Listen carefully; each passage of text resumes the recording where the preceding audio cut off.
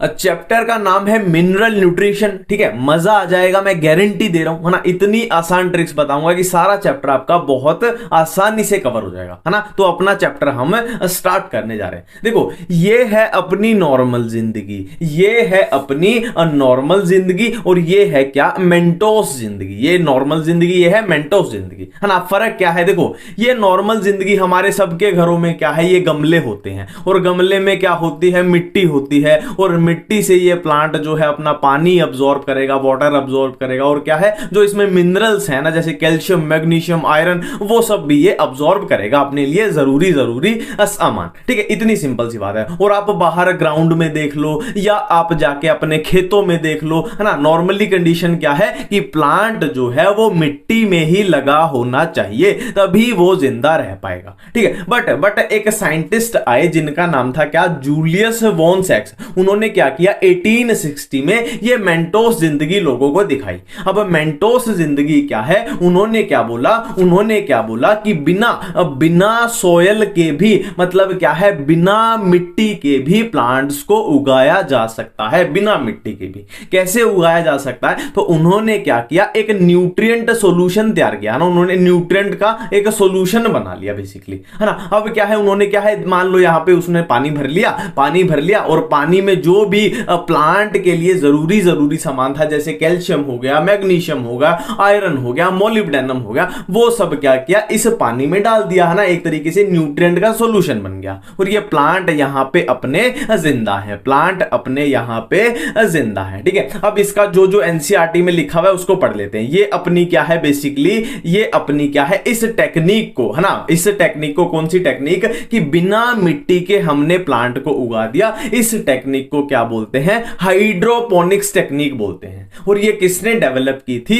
Julius von सैक्स ने, कब, 1860 में डेवलप की थी। और उन्होंने क्या किया था, उन्होंने क्या बताया था कि plant can be grown in complete absence of soil. मतलब क्या है, सोयल की अब्सेंस में उन्होंने प्लांट्स को उगा के दिखा दिया, मेंटोस जिंदगी। और नॉर्मल जिंदगी क्या बोलती थी कि मिट्टी के बिना अपना प्लांट जिंदा नहीं रह सकता। ठीक है, और कैसे ग्रो किया था उन्होंने, इन न्यूट्रिएंट सॉल्यूशन। न्यूट्रिएंट सॉल्यूशन तो देने पड़ेंगे, प्लांट को न्यूट्रिएंट्स तो देने ही पड़ेंगे। ठीक है, और हाइड्रोपोनिक्स टेक्निक से क्या क्या उगाया गया, इसके बारे में भी तीन चीजें एनसीईआरटी में लिखी हुई है। एक है अपना सीडलेस ककंबर, एक है अपना टोमेटो, और एक है अपना लेट्यूस। ये तीन प्लांट अपने हाइड्रोपोनिक टेक्निक से उगाए गए, ये एनसीईआरटी में लिखा हुआ है। इतनी बातें क्लियर है। ठीक है, अब देखो इस टेक्निक का फायदा देखो, आप इस टेक्निक का फायदा देखो, है ना। मान लो इसमें हमने कैल्शियम भी डाला,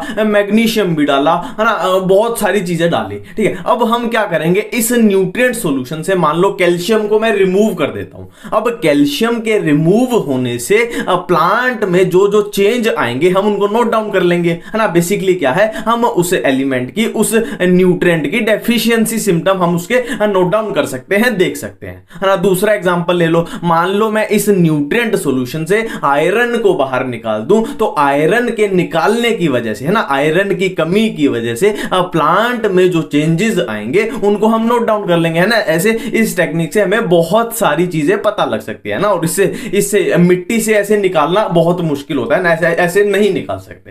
ठीक है, तो इतनी बातें तो अपनी क्लियर हो गई। अब हम आगे बढ़ते हैं। देखो, एक सिंपल सी बात है, अब यहां पे हमारे सामने एक बहुत बड़ी कंफ्यूजन आ जाती है। देखो, जो प्लांट होता है ना, प्लांट वो टोटल, देखो अपनी टोटल क्या है, टोटल 105 एलिमेंट अपने प्रेजेंट है। ठीक है, और प्लांट जो है 105 में से मोर देन 60 को क्या करता है, अब्सॉर्ब करता है। प्लांट जो है 105 में से मोर देन 60 को अब्सॉर्ब करता है। ठीक है, इसको मैं आपको एक अच्छे एग्जांपल की हेल्प से समझाता हूं। देखो, मान लो ये प्लांट है, ये सॉइल में लगा हुआ है, मिट्टी में लगा हुआ है। अब मिट्टी से ये बहुत सारे एलिमेंट्स को अब्सॉर्ब करता है, जैसे कि अपने गोल्ड को भी अब्सॉर्ब करेगा, selenium, magnesium, iron, calcium, molybdenum, nitrogen, boron, phosphorus, strontium, इन सबको ये अब्सॉर्ब करता है। ठीक है, अब कैसे बताएं कि इनमें से कौन सा प्लांट के लिए जरूरी है और कौन सा जरूरी नहीं है। जरूरी मतलब जो इसेंशियल है,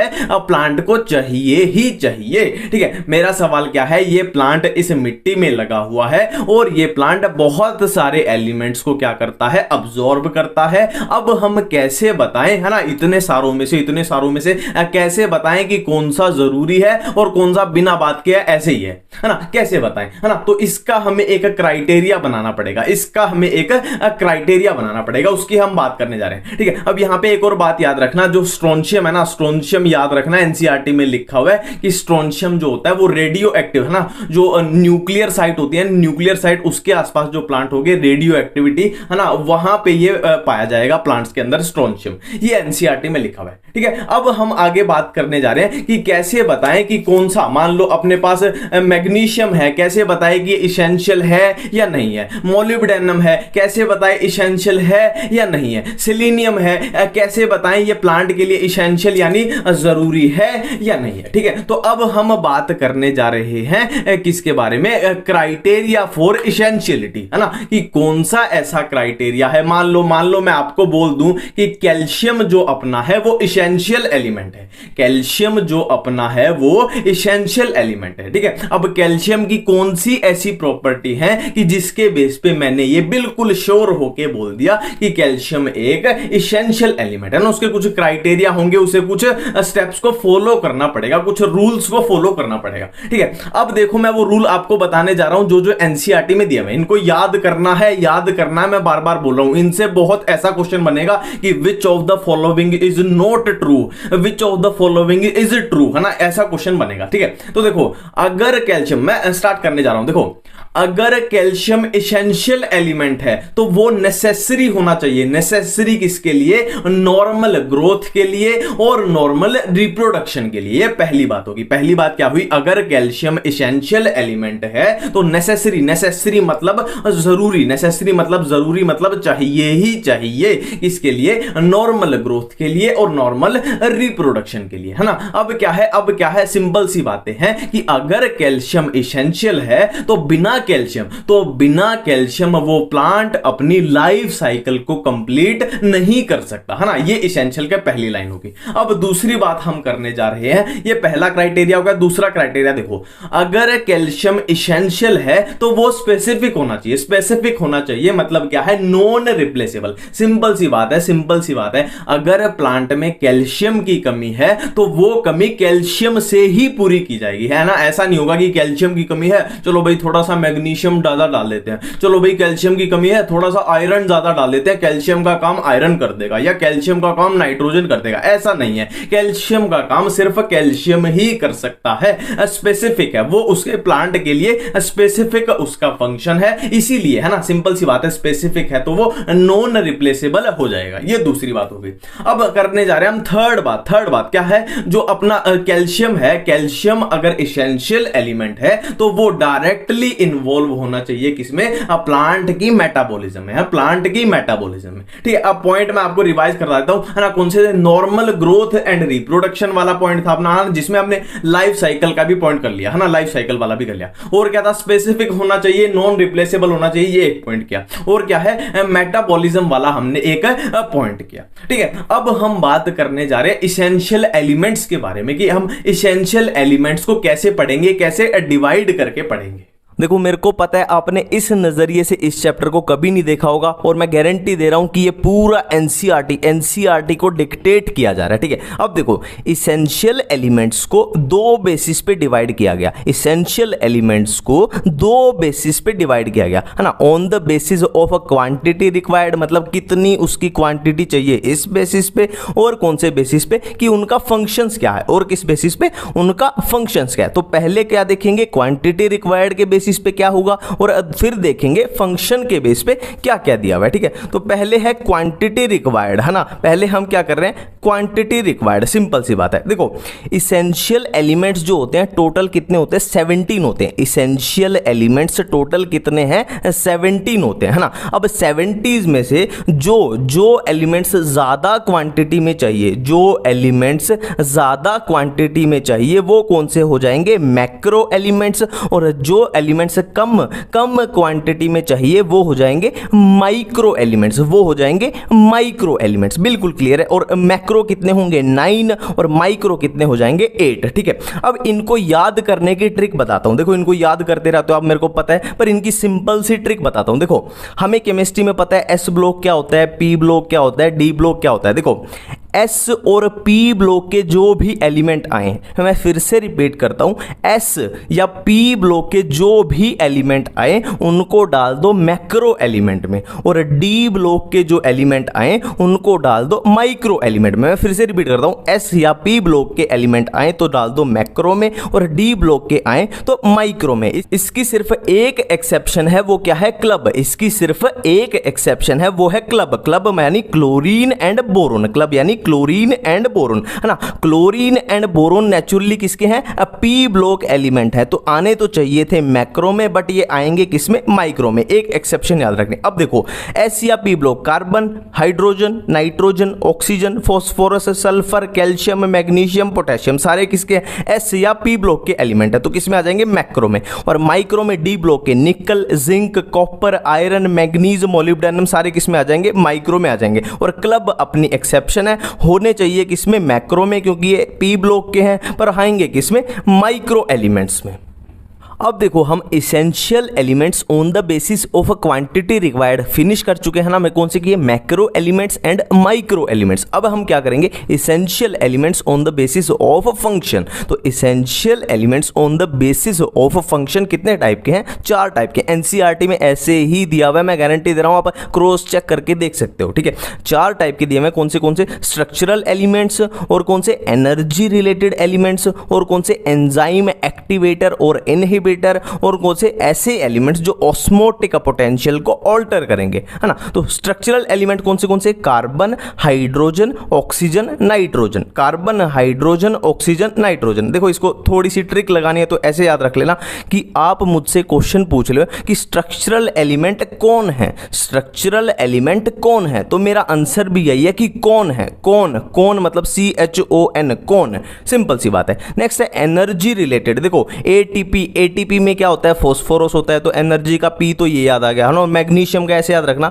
ये क्लोरोफिल में होता है, और क्लोरोफिल में क्या है, फोटोसिंथेसिस होती है और वो सब होता है, तो फोटोसिंथेसिस में एनर्जी का रिलेशन होता है, तो ये थोड़ा ऐसे याद रख लेना। मैग्नीशियम कहाँ पे है, क्लोरोफिल में है, और क्लोरोफिल में हमें पता है क्या, फोटोसिंथेसिस होती है, और फोटोसिंथेसिस में हमें पता है क्या, एनर्जी का लेना देना होता है, तो ये मैग्नीशियम और फास्फोरस अपने क्लियर हैं। नेक्स्ट है एंजाइम एक्टिवेटर या इनहिबिटर, है ना। वैसे ये एक्टिवेटर ही दिए हुए, है ना। मैग्नीशियम किसको एक्टिवेट करेगा, देखो Mg+2 किसको एक्टिवेट करता है, फोटो, फिर से वही याद रखना है, मैग्नीशियम कहाँ होता है, क्लोरोफिल में होता है, और क्लोरोफिल में क्या है, अपनी क्या होती है, फोटोसिंथेसिस होती है ना। तो फोटोसिंथेसिस में कौन से एंजाइम होते हैं, रूबिस्को किस में होता है, C3 प्लांट्स में, और C4 प्लांट्स में कौन सा होता है, पेप कार्बोक्सिलेज, है ना। तो मैग्नीशियम Mg+2 किसको एक्टिवेट करेगा, रूबिस्को एंजाइम को और पेप कार्बोक्सिलेज एंजाइम को। मैं फिर से रिपीट कर रहा हूं, मैग्नीशियम का हमेशा किससे याद रखना है कि मैग्नीशियम होता है क्लोरोफिल के अंदर, और क्लोरोफिल में होती है फोटोसिंथेसिस,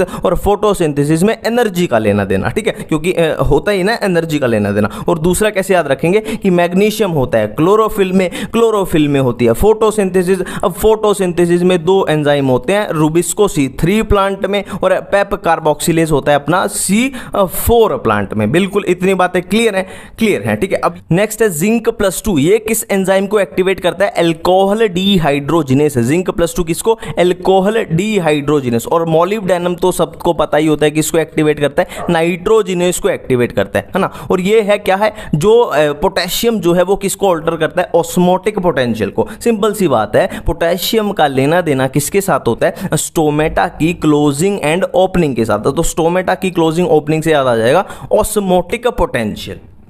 अब देखो एक टॉपिक आता है टॉक्सिसिटी ऑफ माइक्रो न्यूट्रिएंट। देखो बहुत सिंपल है, फॉर एग्जांपल कोई माइक्रो न्यूट्रिएंट किसी प्लांट को सिर्फ 10 ग्राम चाहिए, ठीक है। कोई माइक्रो न्यूट्रिएंट है और वो प्लांट को सिर्फ कितना चाहिए, 10 ग्राम चाहिए। बट अगर किसी कारणों की वजह से, किसी रीजंस की वजह से उस माइक्रो न्यूट्रिएंट की कंसंट्रेशन 10 से ज़्यादा हो जाए, 15 हो जाए, 20 हो जाए, 25 हो जाए, 30 हो जाए, तो क्या होगा, उस प्लांट को वो नुकसान करने लग जाएगा। सिंपल सी बात है, किसी माइक्रो न्यूट्रिएंट की कंसंट्रेशन जब नॉर्मल से ज़्यादा हो जाती है तो क्या होता है, वो उस प्लांट का नुकसान करने लग जाता है, वो उस प्लांट के लिए टॉक्सिक हो जाता है। ठीक है, अब वो हमसे पैरामीटर पूछ रहे हैं कि आप किस बेसिस पे बोल सकते हो कि कौन सा माइक्रो न्यूट्रिएंट कब टॉक्सिक हो ना, हमसे पैरामीटर पूछ रहे हैं। तो सिंपल सी बात है, किसी माइक्रो न्यूट्रिएंट की कंसंट्रेशन इंक्रीज होने से अगर प्लांट का जो ड्राई वेट है, प्लांट का ड्राई वेट 10% तक रिड्यूस हो रहा है, देखो नुकसान होगा तो वेट क्या होगा, डिक्रीज ही होगा ना।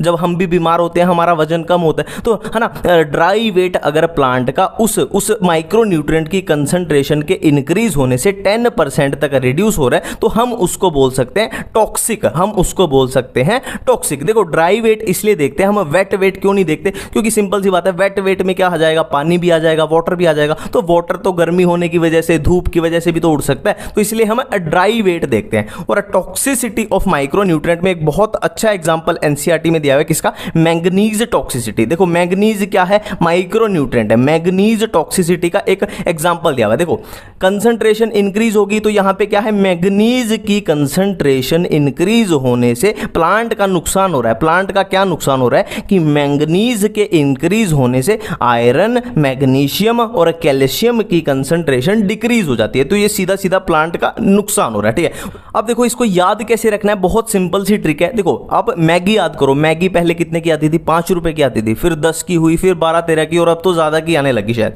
ठीक है, तो क्या है, उसमें जो मैगी की अमाउंट है ना वो उतनी है, बट उसकी मनी जो है, उसका प्राइस जो है वो बढ़ता जा रहा है ना, मतलब मनी ज्यादा, मनी यानी मैग्नीज ज्यादा, मनी ज्यादा, फिर भी मैगी कम, फिर भी मैगी कम, है ना, फिर से आयरन अपना, और मैगी से मैग्नीशियम, और कम से कैल्शियम। ठीक है, मनी ज्यादा फिर भी मैगी कम, बिल्कुल क्लियर है, याद हो गया। अब देखो ये बहुत सारी कंफ्यूजन्स हैं एनसीईआरटी में छोटी छोटी, इनको एक साथ में सिंपल ट्रिक्स की हेल्प से निपटा लेते हैं। ठीक है, सबसे पहले क्या है, डिले इन फ्लावरिंग। देखो कहीं पे डिले होने मतलब हम कहीं पे जाने से लेट हो रहे हैं, डिले मतलब कहीं पे जाने पे लेट हो रहे हैं, मतलब हम ये सब डिले होना, लेट होना, जल्दी पहुंचना, एक्सेलरेशन, वेलोसिटी, ये कहाँ पे पढ़ते हैं हम फिजिक्स में, मोशन वाले चैप्टर में पढ़ते हैं ना। डिले मतलब देरी, और देरी से पहुंचना, जल्दी से पहुंचना, वेलोसिटी, एक्सेलरेशन, ये हम कहाँ पे पढ़ते हैं, मोशन वाले चैप्टर में पढ़ते हैं, motion in 1 dimension, motion in 2 dimension, वो सब में। तो मोशन, डिले मतलब मोशन, मोलिब्डेनम, सल्फर और नाइट्रोजन, बिल्कुल क्लियर है। ठीक है, नेक्स्ट क्या है अपना, नेक्स्ट है नेक्रोसिस, नेक्स्ट है नेक्रोसिस। देखो इसको सिंपल है, बिल्कुल एक एक चीज याद करवा दूंगा ट्रिक की हेल्प से। देखो नेक्रोसिस में क्या आ रहा है, नेक आ रहा है, नेक मतलब गर्दन, तो गर्दन पे क्या दी जाती है, फांसी। तो पहली चीज क्या है, नेक मतलब गर्दन, गर्दन पे दी जाती है फांसी, मतलब किसी की डेथ हो रही है, तो नेक्रोसिस का मतलब क्या होता है, डेथ ऑफ टिश्यू, सिंपल सी बात। ठीक है, अब देखो किसी की जब डेथ होती है तो हम क्या पूछते हैं कि कब मरा, क्यों मरा, कैसे मरा। ठीक है, कब, क्यों, कैसे मरा। ठीक है, जब किसी की डेथ होती है तो हम क्या पूछते हैं, कब मरा, क्यों मरा, कैसे मरा, कब, क्यों, कैसे मरा। बहुत सिंपल है, बहुत सिंपल है। ठीक है, अब नेक्स्ट देखो इनहिबिट सेल डिवीजन। देखो नाम से ही पता लग रहा है, इनहिबिट सेल डिवीजन मतलब सेल डिवीजन पे रोक लग चुकी है, सेल आगे डिवाइड नहीं हो पा रही, मतलब आगे ग्रोथ नहीं हो पा रही, है ना। तो सिंपल सी बात है, देखो जो स्मोकिंग होती है, आपको पता है स्मोकिंग बॉडी के लिए कितनी हानिकारक, कितनी हार्मफुल है ना। तो स्मोकिंग करने से बॉडी की सेल डिवीजन यानी ग्रोथ रुक सकती है ना।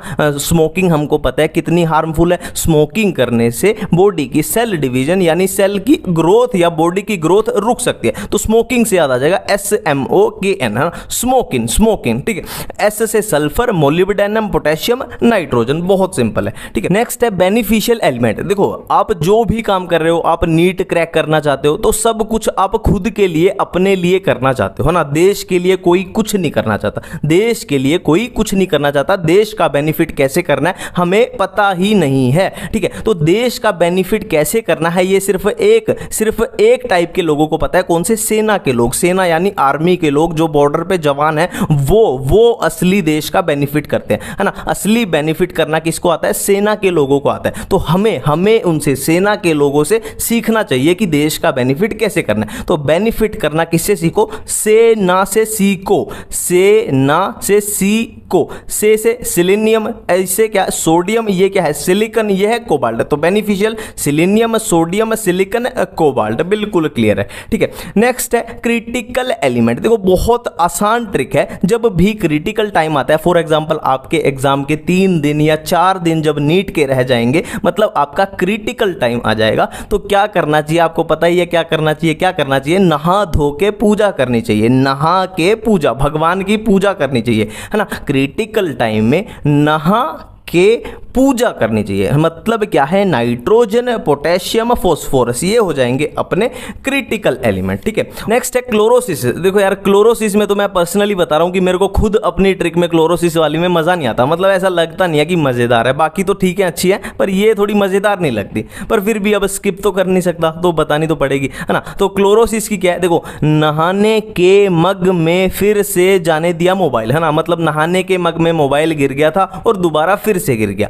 तो नहाने के मग में फिर से जाने दिया mobile. Nitrogen, potassium, magnesium, manganese, iron, sulphur, zinc, molybdenum. Role of micro and macro elements को याद करने की ट्रिक। देखो ट्रिक्स की बिल्कुल भी टेंशन मत लेना, ऐसी ट्रिक बनाई ही नहीं है जो आपको भूल जाए। मतलब लॉजिकल ट्रिक्स बनाई है, देखते ही याद आ जाएंगी, पर एक रिवीजन करना तो आपकी मॉरल ड्यूटी बनती है ना। ठीक है, स्टार्ट करें।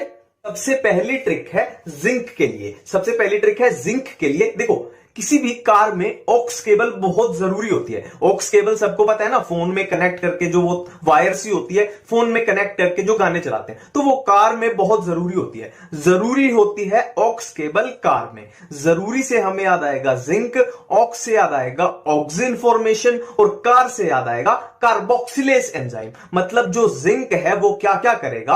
ऑक्सिन की फॉर्मेशन करेगा और क्या करेगा? कार्बोक्सिलेज एंजाइम को एक्टिवेट करेगा। बिल्कुल क्लियर है। नेक्स्ट आते हैं, नेक्स्ट बात करते हैं हम कॉपर के बारे में। कॉपर के बारे में दिया हुआ है एक ही पॉइंट, कॉपर क्या करता है? Overall metabolism. तो मैं इसको ऐसे याद करता था कि कॉपर में से ये ईआर को याद रखता था, ईआर, और ये इधर ओवरऑल में ईआर मैच करा देता। देखो इसको बोल के देखो, कॉपर ओवर, तो ये मैच हो जाता था ईआर ईआर। कॉपर क्या करता है? Overall metabolism. क्लियर है। अब नेक्स्ट आते हैं हम बोरोन के ऊपर। देखो बोरोन से क्या याद आएगा अपने को? कि हम बोर हो रहे हैं। बोरोन से याद आएगा कि हम बोर हो रहे हैं। तो जब हम बोर हो रहे हैं तो हमें कहां घूमने जाना चाहिए? सीपी यानी कनॉट प्लेस। हम बोर हो रहे हैं तो हमें घूमने जाना चाहिए सीपी यानी कनॉट प्लेस। तो सी से क्या क्या बनेगा हमारे पास? देखो सी से कार्बोहाइड्रेट ट्रांसलोकेशन, और क्या बनेगा? सी से पकड़ लो कैल्शियम अपटेक एंड यूटिलाइजेशन,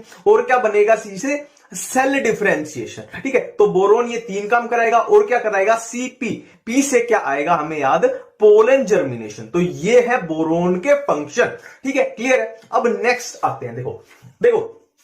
अब देखो ये है एक कटायन अनायन बैलेंस की। कटायन और अनायन बैलेंस कौन कौन कराते हैं, ये एक जगह पे कर लेते हैं। देखो कटायन और अनायन, ऐसा नहीं लग रहा कि 2 भाई हैं। कटायन और अनायन 2 भाई हैं, तो दोनों जुड़वा भाई हैं, है ना। तो जुड़वा भाई हैं तो दोनों को एग्जाम में बैलेंस बनाना है, मतलब एग्जाम में बिल्कुल सेम नंबर लाने हैं। तो एग्जाम में बैलेंस बनाना है मतलब सेम नंबर लाने हैं, तो दोनों को आपस में नकल मारनी पड़ेगी। तो नकल की स्पेलिंग यहां है NaKCl। दोनों को, कटायन और अनायन दोनों को एग्जाम में बैलेंस बनाना है मार्क्स का, तो नकल मारनी पड़ेगी। मतलब सोडियम, पोटेशियम, क्लोरीन कराएंगे कटायन और अनायन बैलेंस। ठीक है।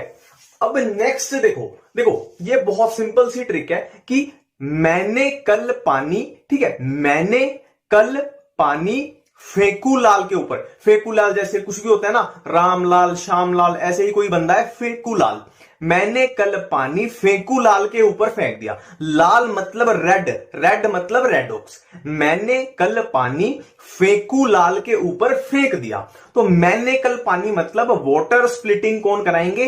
मैंगनीज और क्लोरीन। यहां पे दो ट्रिक है ये, वाटर स्प्लिटिंग कौन कराएंगे, मैंगनीज एंड क्लोरीन। और फेंकू लाल, लाल से हमें याद आया रेडॉक्स, है ना, लाल से याद आया रेड, रेड से रेडॉक्स, तो रेडॉक्स रिएक्शन में किसका लेना देना होगा, आयरन का एंड कॉपर का। मैंने कल पानी फेंकू लाल के ऊपर फेंक दिया, water splitting manganese and chlorine, लाल से याद आया रेडॉक्स, रेडॉक्स रिएक्शन में लेन देन होगा आयरन और कॉपर का। अब नेक्स्ट देखो, नेक्स्ट है क्लोरोफिल फॉर्मेशन में कौन यूज होता है, मैग्नीशियम। क्लोरोफिल फॉर्मेशन में होता है मैग्नीशियम। इसको कैसे याद रखना है, बहुत सिंपल सा लॉजिकल ट्रिक्स है। देखो क्लोरोफिल सुनते ही याद आएगा कलर, क्लोरोफिल मतलब कलर। अब घर पे कलर करवाना है, घर पे अगर कलर करवाना है तो कलर बार बार तो होता नहीं घर पे, तो एक ही बार करवाना है तो महंगे वाला करवा लो, अच्छे वाला महंगे वाला करवा लो। तो कलर करवाना है तो महंगे वाला करवा लो। इससे याद आ जाएगा क्लोरोफिल का आते ही, क्लोरोफिल का क्वेश्चन आते ही आंसर क्या जाएगा,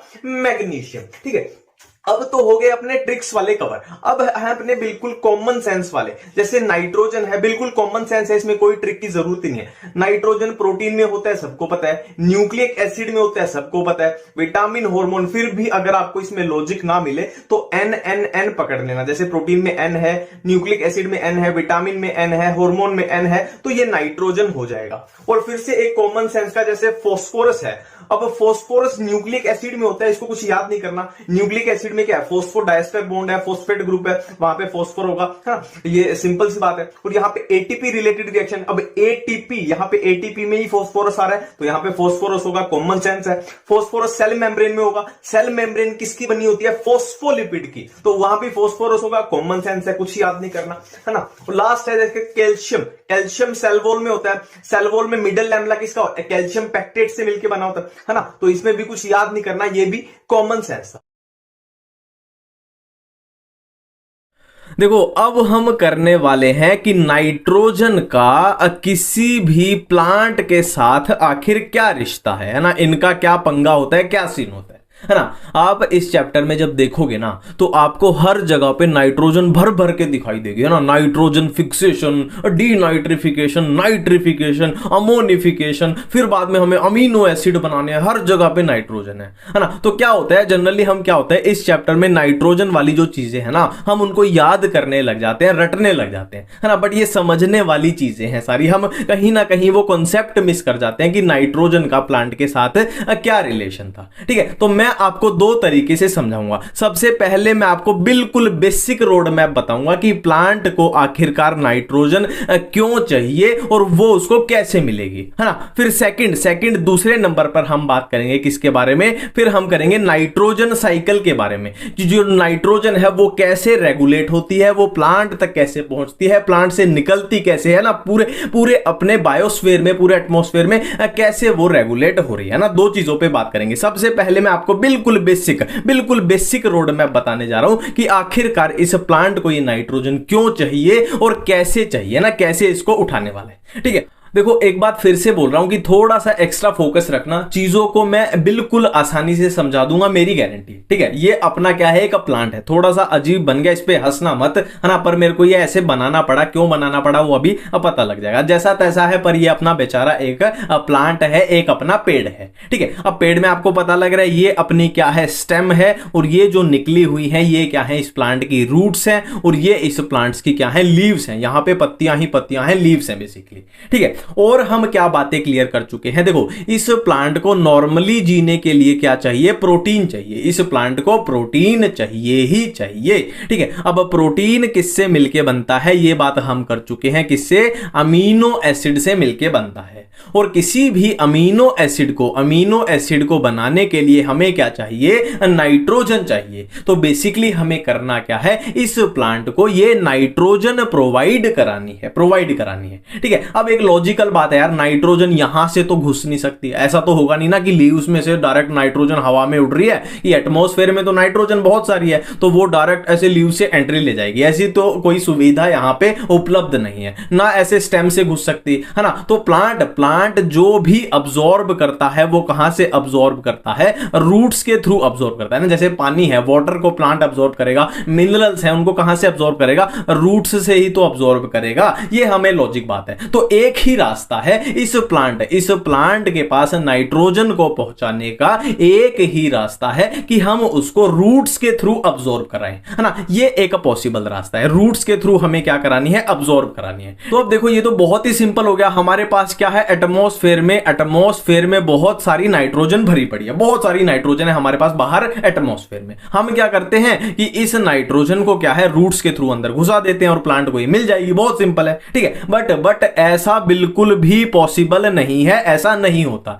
क्यों नहीं होता? क्योंकि प्लांट की रूट्स जो हैं वो नाइट्रोजन को सिर्फ एक ही फॉर्म में अब्सॉर्ब कर सकती हैं। कौन सी फॉर्म में? नाइट्रेट आयन की फॉर्म में, है ना। ऐसे डायरेक्ट अब्सॉर्ब नहीं होगी। मैंने क्या बोला कि प्लांट की रूट्स जो हैं वो नाइट्रोजन को सिर्फ एक फॉर्म में अब्सॉर्ब कर सकती हैं, किसमें? नाइट्रेट आयन की फॉर्म में, नाइट्रेट आयन की फॉर्म में। इतनी बातें अपने को समझ आ चुकी हैं, इतनी बातें अपने को समझ आ चुकी हैं। तो हमें बेसिकली चाहिए क्या, अब नाइट्रेट आयन बनाना है। हमें बेसिकली चाहिए क्या, हमें नाइट्रेट आयन बनाना है। और बनाना कैसे है? देखो हमारे पास नाइट्रोजन अल्टीमेटली कहां पे है, अल्टीमेटली कहां है? एटमॉस्फेयर में बहुत सारी नाइट्रोजन हमारे पास प्रेजेंट है, ठीक है। तो इस एटमॉस्फेयर की नाइट्रोजन को हम क्या करेंगे, अमोनिया में कन्वर्ट कर देंगे, अमोनिया में कन्वर्ट कर देंगे, ठीक है। अब हम क्या करेंगे, इस अमोनिया के अंदर क्या कर देंगे, ऑक्सीडेशन कर देंगे। ऑक्सीडेशन के बाद इससे क्या बन जाएगा, अपना नाइट्राइट आयन बन जाएगा। ये बन जाएगा अपना नाइट्राइट आयन बन जाएगा। अब हम क्या करेंगे, इस नाइट्राइट आयन में फर्दर ऑक्सीडेशन कर देंगे। अब अपना क्या बन जाएगा, इसमें ऑक्सीडेशन से अपना बन जाएगा क्या, नाइट्रेट आयन बन जाएगा, नाइट्रेट आयन। और याद करो मैंने क्या बोला था कि हमें अल्टीमेटली चाहिए क्या था, अपना नाइट्रेट आयन ही चाहिए था।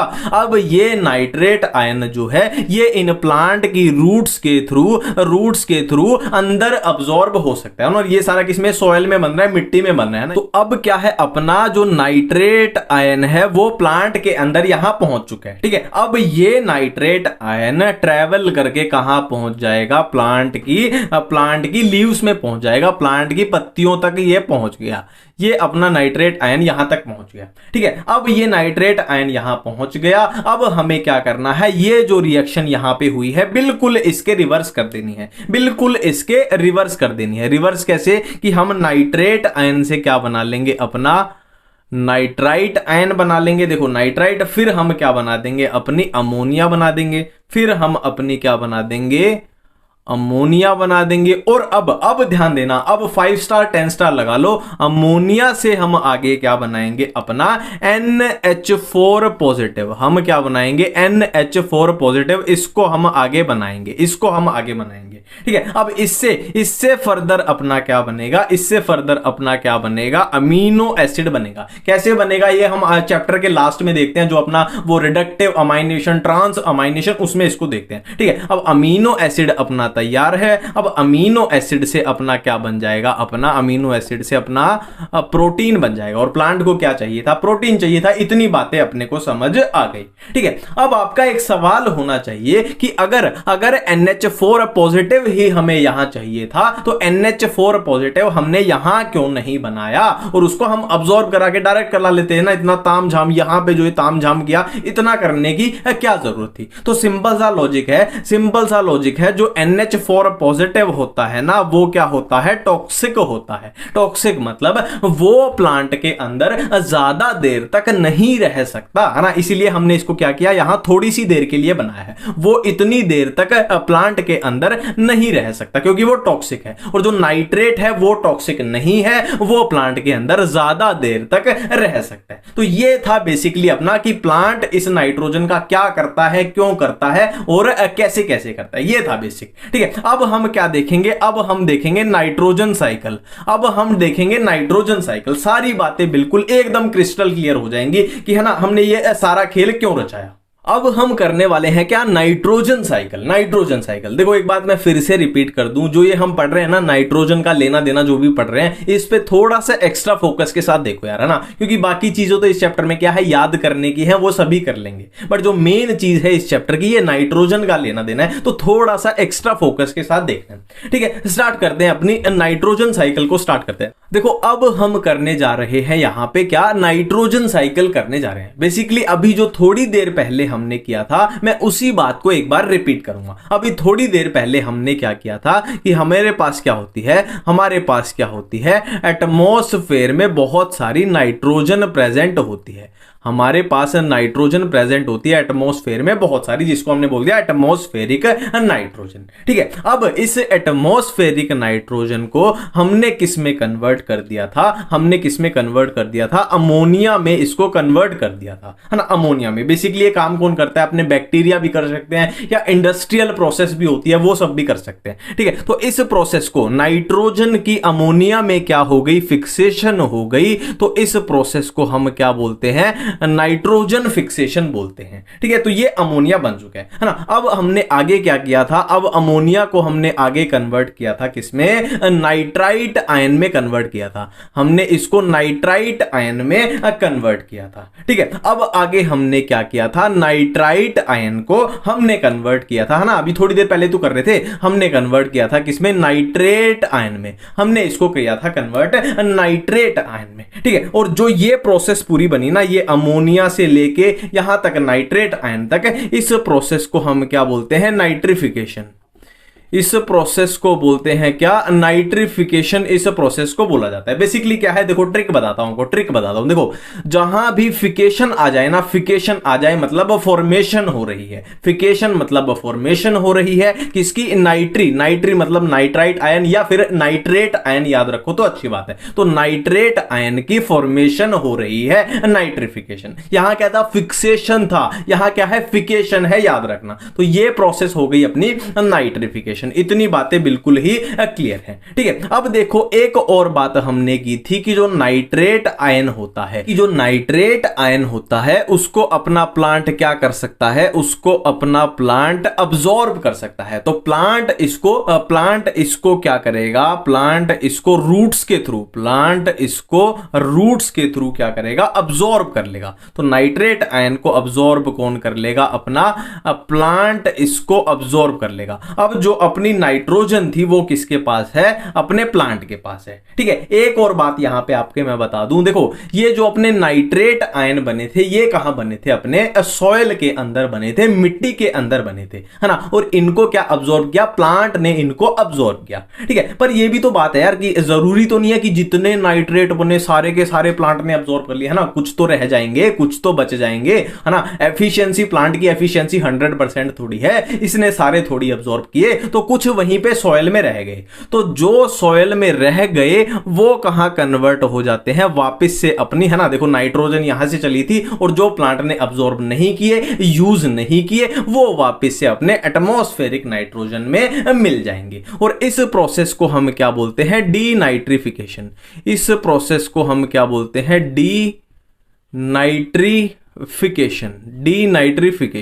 याद नहीं करना, लॉजिक समझाऊंगा। देखो मैंने फिकेशन का मतलब क्या बोला था, फॉर्मेशन हो रही है, फॉर्मेशन किसकी हो रही है, डीनाइट्री। अब डी का मतलब क्या होता है, अलग हो गया। कौन अलग हो गया, नाइट्राइट, या मैंने क्या बोला था, नाइट्रेट आयन ही याद रखना, नाइट्रेट आयन अपना अलग हो गया। तो डीनाइट्री की क्या हो रही है, फॉर्मेशन हो रही है। नाइट्रेट आयन अपना अलग हो गया मतलब प्लांट से जुदा हो गया, प्लांट से अलग हो गया और दोबारा एटमॉस्फेरिक नाइट्रोजन में मिल। ये हो गया अपनी डीनाइट्रिफिकेशन। इतनी बातें क्लियर है। ठीक है, यहां से मैं ये थोड़ा गंदा लग रहा है लिखने में, एक बार दोबारा लिख देते हैं। तो यहां पे एक बार दोबारा लिख देते हैं साफ साफ करके, डीनाइट्रिफिकेशन। डीनाइट्रिफिकेशन, तो ये अपनी प्रोसेस हो गई डीनाइट्रिफिकेशन। इतनी बातें क्लियर है। अब क्या है, अपनी नाइट्रोजन किसके पास है, अब प्लांट के पास है, प्लांट के पास। और जो प्लांट ने यूज नहीं की वो अपनी दोबारा एटमॉस्फेरिक नाइट्रोजन में जा चुकी है। ठीक है, अब यहां प्लांट के पास क्या है, दो पॉसिबिलिटी आएंगी। अपने प्लांट के पास क्या है, दो पॉसिबिलिटी आएंगी। पहली पॉसिबिलिटी क्या आएगी कि 50 साल बाद या 60 साल बाद या 70 साल बाद या 100 साल बाद इस प्लांट की क्या है, उम्र पूरी हो जाएगी और ये क्या है, अपना बेचारा टपक जाएगा। ये प्लांट अपना एक दिन टपक जाएगा, है ना। तो टपक जाएगा तो इसकी डेड बॉडी में अपना नाइट्रोजन का पोर्शन जाहिर सी बात है दिखाई देगा। दूसरी पॉसिबिलिटी क्या आएगी कि इस प्लांट को कोई एनिमल्स खा लेंगे, है ना। मान लो हिरण खा लेंगे, जिराफ खा लेंगे, हर्बीवोर्स खा लेंगे। क्या है, इस प्लांट को अपने कोई एनिमल्स खा लेंगे। इस प्लांट को अपने एनिमल्स खा लेंगे। तो जाहिर सी बात है इस नाइट्रोजन, इस टोटल नाइट्रोजन का पोर्शन अब इन एनिमल्स के अंदर भी अपने को दिखाई देगा, है ना। तो टोटल नाइट्रोजन कहां घूम रही है अपनी, आधी यहां घूम रही है, आधी यहां घूम रही है। इतनी बातें अपने को समझ आती हैं, ठीक है। अब देखो एक लॉजिकल बात देखो कि जिन एनिमल्स ने इस प्लांट को खाया ये भी तो एक दिन टपक जाएंगे, है ना। इनकी भी तो उम्र पूरी होगी, अमर थोड़ी है ये। तो एक दिन क्या है, एक दिन ऐसा अपना वो खतरनाक दिन आया कि ये एनिमल्स भी अपने टपक गए, ये एनिमल्स भी टपक गए। अब नाइट्रोजन कहां आ गई, ये वाली एनिमल्स वाली डेड एनिमल्स में आ गई। तो टोटल नाइट्रोजन कहां घूम रही है, अब डेड प्लांट्स के पास घूम रही है और डेड एनिमल्स के पास अब घूम रही है, ठीक है। अब क्या है, डेड एनिमल्स हो चाहे डेड प्लांट्स हो, उनको क्या होगा, अब डीकंपोजिशन होगी। जो कौन करेंगे, अपने डीकंपोजर्स करेंगे, है ना। तो बेसिकली चाहे डेड एनिमल है चाहे डेड प्लांट है, इन दोनों का क्या बन जाएगा, डिकेइंग बायोमास बन जाएगा। इन दोनों का क्या बन जाएगा, decaying biomass. Decaying biomass basically क्या है, डिकेइंग बायोमास है कि डीकंपोजर्स इनको डीकंपोज कर रहे हैं। ये अपना बन गया डिकेइंग बायोमास। इस पे थोड़ा सा बादल बना देते हैं ना, थोड़ा सुंदर लगेगा। ये डिकेइंग बायोमास। अब क्या है, ये जो डेड एनिमल थे ये भी इसमें पहुंच गए और ये प्लांट भी अपने इसमें पहुंच गए। अब सारी की सारी ये टोटल नाइट्रोजन थी, ये कहां पहुंच गई, अपनी डिकेइंग बायोमास के पास पड़ी है, डिकेइंग बायोमास के पास, ठीक है। अब ये डिकेइंग बायोमास में जो नाइट्रोजन है ये किस में कन्वर्ट कर दी जाएगी, अपनी अमोनिया में कन्वर्ट कर दी जाएगी, ठीक है। ये जो डिकेइंग बायोमास के पास ये नाइट्रोजन पड़ी है, इसको कन्वर्ट कर दिया जाएगा किसमें, अमोनिया में कन्वर्ट कर दिया जाएगा। कौन करेंगे, अपने बैक्टीरिया ही करेंगे। कौन से करेंगे वो बाद में बात है, ठीक है। और इस प्रोसेस को नाम क्या दिया गया, इस प्रोसेस को नाम क्या दिया गया, देखो बिल्कुल अमोनिया की क्या हो रही है, फॉर्मेशन हो रही है। तो नाम में क्या आ जाएगा, अमोनिया आ जाएगा। नाम में आ गया अमोनिया, गया। और फॉर्मेशन होने को मैंने क्या ट्रिक क्या बताई थी कि फिकेशन का मतलब होता है फॉर्मेशन।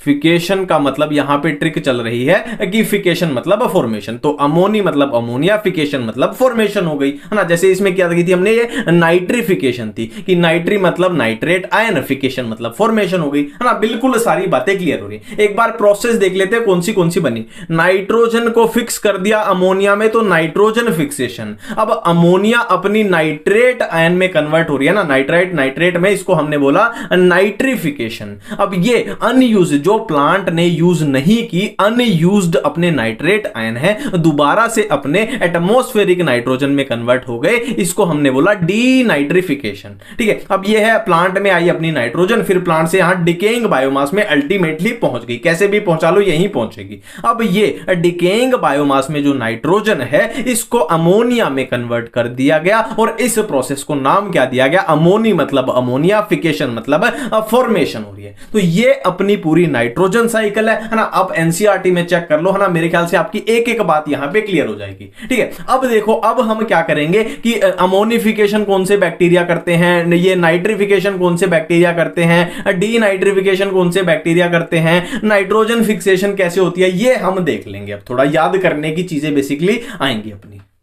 अब देखो ये बैक्टीरिया के नाम एनसीईआरटी में दिए हुए हैं, इसलिए इनको बिल्कुल ही क्लियर कर लेते हैं। देखो नाइट्रिफिकेशन कौन से बैक्टीरिया करते हैं, नाइट्रोसोमोनास, नाइट्रोकोकस एंड नाइट्रोबैक्टर। और डीनाइट्रिफिकेशन कौन, स्यूडोमोनास एंड थायोबैसिलस।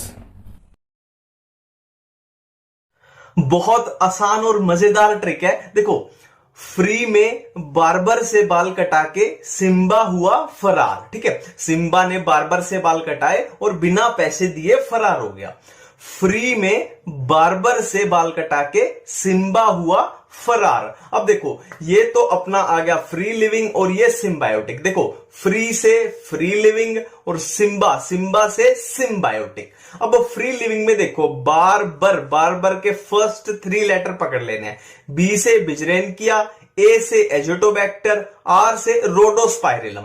अब यहां पे बात करते हैं कि कौन सा एरोबिक होगा, कौन सा एनएरोबिक होगा। तो ऐसे इमेजिन करो कि यहां से ऑक्सीजन आ रही है, यहां से ऑक्सीजन आ रही है और इस डायरेक्शन में जा रही है। अब देखो, यहां से ऑक्सीजन आएगी, जो तो पहले नंबर पे है उसको ऑक्सीजन इजीली मिल जाएगी और जो दूसरे पे है उसको भी थोड़ी बहुत मिल जाएगी। पर तीसरे तक क्या हुआ, ये दोनों ऑक्सीजन को खा गए, तीसरे तक ऑक्सीजन नहीं पहुंच पाई। मतलब क्या है कि बिजरेनकिया और एजोटोबैक्टर हुए एरोबिक और आर से रोडोस्पाइरिलम हुआ एनएरोबिक। अब इसमें आ जाते हैं सिम्बायोटिक। देखो सिम्बा हुआ फरार, सिम्बा से सिम्बायोटिक, और फरार में क्या है, 2 लेटर पकड़ लेने हैं, एफ से फ्रैंकिया और आर से राइजोबियम। अब यहां पे एनसीईआरटी में एक लाइन लिखी हुई है जिसमें कंफ्यूज नहीं होना। देखो जो फ्रैंकिया एंड राइजोबियम है, जब ये नाइट्रोजन फिक्सेशन करेंगे ये सिर्फ तब सिम्बायोटिक है, अदरवाइज ये फ्री लिविंग होते हैं। बिल्कुल क्लियर है। अब नेक्स्ट देखो, ये तो घिसा पिटा सबको ही पता होता है कि सायानोबैक्टीरिया यानी ब्लू ग्रीन एल्गी कौन से होते हैं नाइट्रोजन फिक्सेशन वाले, कौन से, नोस्टोक एनाबिना, फ्री लिविंग है, ये सबको पता ही होता है लगभग, बैक्टीरिया में ही कंफ्यूजन होती है। ठीक है, देखो ये एक छोटी सी कंफ्यूजन है, इससे बिल्कुल ही क्लियर रहना है। एनसीईआरटी में साफ साफ लिखा हुआ है कि जो राइजोबियम होता है वो रोड शेप्ड होता है ना, R for rhizobium, R for rod shaped, simple सी ट्रिक है। ठीक है, राइजोबियम रोड शेप होता है और कहां पे होता है, लेग्यूम्स में ये नाइट्रोजन फिक्सेशन करता है। ठीक है, और जो फ्रैंकिया है, फ्रैंकिया वो नॉन लेग्यूम्स में नाइट्रोजन फिक्सेशन करता है। अब हम क्या पढ़ने जा रहे हैं, नोड्यूल फॉर्मेशन। नोड्यूल फॉर्मेशन, ठीक है, बहुत ही ज्यादा इंपॉर्टेंट टॉपिक है। ठीक है, एक एक चीज को बिल्कुल सिंपल तरीके से, बिल्कुल आसान तरीके से समझेंगे।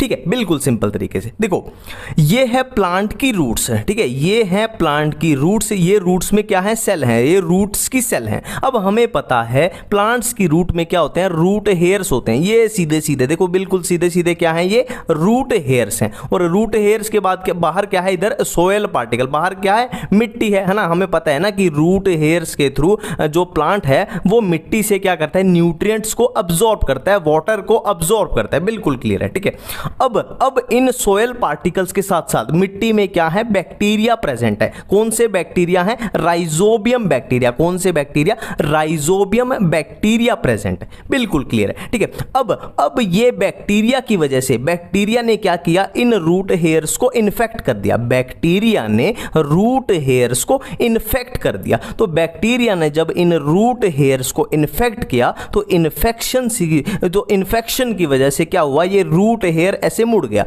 ये रूट हेयर इन्फेक्शन की, बैक्टीरिया की इन्फेक्शन की वजह से ये रूट हेयर ऐसे मुड़ गया, हुक शेप बन गया, कर्ल कर गया। ठीक है, अब क्या हुआ, ये जब ये कर्ल का तो ये बैक्टीरिया इसके अंदर एंट्री लेने लग गया। बैक्टीरिया इसके अंदर, प्लांट के अंदर, प्लांट के रूट हेयर्स के थ्रू प्लांट रूट के अंदर एंट्री ले रहा है। ठीक है, और इसने एंट्री लेते ये क्या बना दी, देखो थ्रेड लाइक स्ट्रक्चर बना ली, थ्रेड लाइक स्ट्रक्चर बना ली। अब इस थ्रेड के थ्रू क्या है, बैक्टीरिया एंटर करते जा रहे हैं, एंटर करते जा रहे हैं, एंटर करते जा रहे हैं। ठीक है, अब ये बैक्टीरिया जब अंदर पहुंचेंगे, ये रूट्स की सेल में पहुंचेंगे तो कहां पहुंचे, ये कोर्टेक्स में पहुंचे। ये कहां पहुंचे, इनर कोर्टेक्स में पहुंच गए, इनर कोर्टेक्स में पहुंच गए। ठीक है, अब इनर कोर्टेक्स में जाके, अब इनर कोर्टेक्स में जाके इन बैक्टीरिया ने क्या किया, मॉडिफिकेशन की, और ये कैसे बन गए, रोड शेप्ड बैक्टीरियोइड्स बन गए, है ना। फिर से समझते हैं, बैक्टीरिया ने इधर रूट्स में एंट्री की और एंट्री करके कहां गए, वो कहां गए, इनर कोर्टेक्स में गए।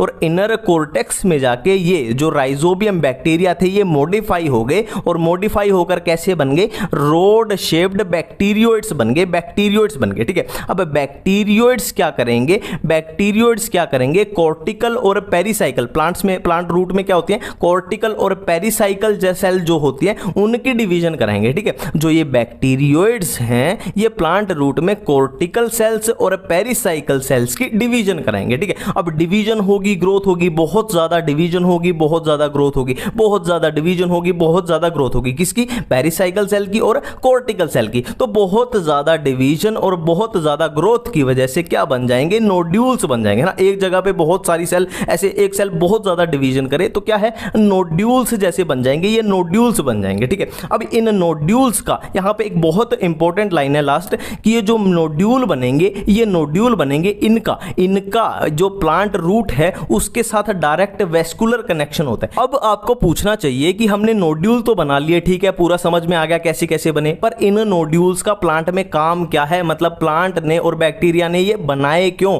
तो सिंपल सी बात है, नोड्यूल क्या करते हैं, नाइट्रोजन फिक्सेशन करते हैं। और नाइट्रोजन फिक्सेशन हम कर चुके हैं ना, क्या होती है, नाइट्रोजन का अमोनिया में कन्वर्ट होना नाइट्रोजन फिक्सेशन होते हैं। तो ये क्या करते हैं, नाइट्रोजन फिक्सेशन करते हैं। बिल्कुल सिंपल सी बात है, ठीक है। अब कैसे करेंगे, तो सिंपल सी बात है, नोड्यूल्स के अंदर, इन नोड्यूल्स के अंदर एक एंजाइम होता है, नाइट्रोजिनेस एंजाइम। नाइट्रोजिनेस एंजाइम जो सिंपली क्या होता है, मोलिब्डेनम आयरन प्रोटीन होता है। नाइट्रोजिनेस एंजाइम क्या होता है, मोलिब्डेनम आयरन प्रोटीन होता है, ठीक है। अब नाइट्रोजिनेस क्या करेगा, नाइट्रोजिनेस एंजाइम क्या करेगा, नाइट्रोजन फिक्सेशन करेगा, सिंपल सी बात है। पर यहां पे एक ट्विस्ट होता है, जो नाइट्रोजिनेस एंजाइम होता है ना, वो ऑक्सीजन से बहुत डरता है। मतलब जहां पे ऑक्सीजन होगी वहां पे नाइट्रोजिनेस एंजाइम काम नहीं कर सकता, है ना। जहां पे ऑक्सीजन होगी वहां पे नाइट्रोजिनेस एंजाइम काम नहीं कर सकता। अब ऑक्सीजन से नाइट्रोजिनेस को क्या करना है, बचाना है। तो उसको बचाने के लिए भी नोड्यूल्स में एक एंजाइम प्रेजेंट होता है। कौन सा एंजाइम, लैग हीमोग्लोबिन, ठीक है। नाइट्रोजिनेस को ऑक्सीजन से बचाने के लिए नोड्यूल्स में एक एंजाइम प्रेजेंट होता है, लैग हीमोग्लोबिन। लैग हीमोग्लोबिन का काम क्या है, ऑक्सीजन को रिमूव करना। बिल्कुल सिंपल सी बात है ना, नाइट्रोजिनोस के आसपास भी ये ऑक्सीजन को नहीं आने देगा। तो ये बिल्कुल सिंपल तरीके से था। आप देखो एनसीईआरटी में ये एक रिएक्शन दी हुई है, इससे एक बहुत अच्छा क्वेश्चन बनता है। देखो हमने नाइट्रोजन फिक्सेशन की, क्या होती है नाइट्रोजन फिक्सेशन, सिंपल सा क्या होता है, नाइट्रोजन का N2 का किस में कन्वर्ट होना, अमोनिया में कन्वर्ट होना, ठीक है। तो यहां पे एक बहुत अच्छा क्वेश्चन बनता है। देखो N2 यानी दो नाइट्रोजन के एटम यहां पे कन्वर्ट हो रहे हैं, तो कितने एटीपी का यूज हो रहा है, 16 एटीपी का यूज हो रहा है। और क्वेश्चन ऐसा आ जाए कि एक नाइट्रोजन का एटम, या ऐसे पूछ लिया जाए कि एक अमोनिया, है ना, यहां पे दो मॉलिक्यूल अमोनिया के बन रहे हैं, कि एक मॉलिक्यूल अमोनिया का बनाने के लिए कितने एटीपी का यूज होगा, सिंपल सी बात है 8 एटीपी का, है ना। दो के लिए कितना हो रहा है 16, तो एक के लिए कितना होगा 8 एटीपी। बहुत अच्छा क्वेश्चन है।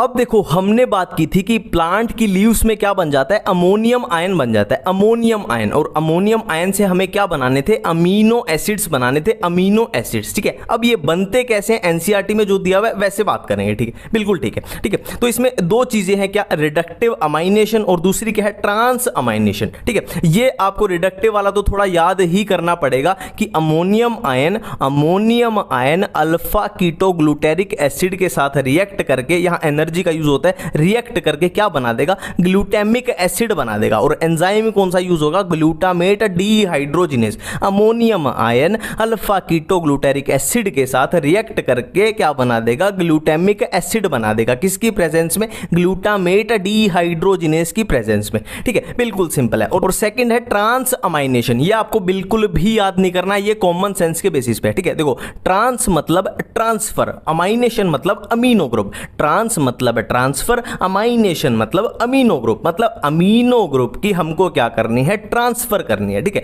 देखो ये है एक अमीनो एसिड, ये है एक अमीनो एसिड, ये है एक कीटो एसिड। अब आपको पूछना चाहिए कि ये अमीनो एसिड कैसे, तो हमने बायोमोलिक्यूल वाले चैप्टर में किया था कि अमीनो एसिड क्या होता है, कार्बन पे एक अमीन ग्रुप हो, एक कार्बोक्सिलिक एसिड ग्रुप हो, एक हाइड्रोजन हो और एक कुछ भी हो सकता है, ये होता है अमीनो एसिड। और ये कीटो ग्रुप कैसे है, देखो C double bond O, ketone में होता है ना C डबल बॉन्ड O, तो ये है एक कीटो एसिड, ठीक है। अब हमें करना क्या है, इस अमीनो एसिड पे, ये अमीनो ग्रुप है ना, ये सीधा सीधा ट्रांसफर होके इस कीटो एसिड पे लग जाएगा, है ना। ये अमीनो एसिड यहां से ट्रांसफर होके इस कीटो एसिड पे लग जाएगा, ठीक है। देखो R1 वाला क्या था, अमीनो एसिड था, अब यहां ट्रांसफर हो गया तो R1 वाला क्या बन गया, कीटो एसिड बन गया, है ना। R1 वाला इसके जैसे बन गया और ये क्या बन गया, अब ये वाला क्या, R2 वाला क्या बन गया, अमीनो एसिड बन गया, है ना। तो ऐसे ऐसे हम नए अमीनो एसिड बना सकते हैं। देखो हमने एक सिंपल सी बात की थी कि प्लांट को प्रोटीन बनाने के लिए क्या चाहिए, अमीनो एसिड चाहिए, अमीनो एसिड, ठीक है। अमीनो एसिड में क्या होती है, अपनी नाइट्रोजन होती है, ये भी बात हमने की थी, ठीक है। तो एनसीईआरटी में जो बिल्कुल इस चैप्टर का लास्ट पैरा है उसमें लिखा हुआ है कि अगर हम अमीनो एसिड की बजाय अमाइड्स की फॉर्म में नाइट्रोजन का ट्रांसफर करें तो हमें फायदा रहता है। क्यों फायदा रहता है, क्योंकि अमाइड्स में, है ना, अमीनो एसिड की कंपैरिजन में अमाइड्स में ज्यादा नाइट्रोजन जा पाती है, ज्यादा नाइट्रोजन। ये कैरी कर पाता है, ठीक है। और कौन से अमाइड्स दिया हुआ है, एस्पैराजिन दिया हुआ है, ग्लूटामिन दिया हुआ है। एस्पैराजिन कौन से अमीनो एसिड से बनेगा, एस्पैरेटिक एसिड से बनेगा। और ग्लूटामिन जो अमाइड है वो कौन से अमीनो एसिड से बनेगा, ग्लूटामिक एसिड से बनेगा। और इसी के जैसे अमाइड्स में हमने ज्यादा नाइट्रोजन कैरी की, इसी के जैसे एक यूरिड्स का एग्जांपल दिया हुआ है। यूरिड्स किस में होता है, सोयाबीन में यूरिड्स की फॉर्मेशन हो जाती है, और यूरिड्स का फिर से वही काम है, ज्यादा से ज्यादा नाइट्रोजन कैरी करना, ठीक है। तो यहां पे अपना ये चैप्टर हुआ कंप्लीट। मिलते हैं नेक्स्ट वीडियो में नेक्स्ट चैप्टर के साथ। Thank you.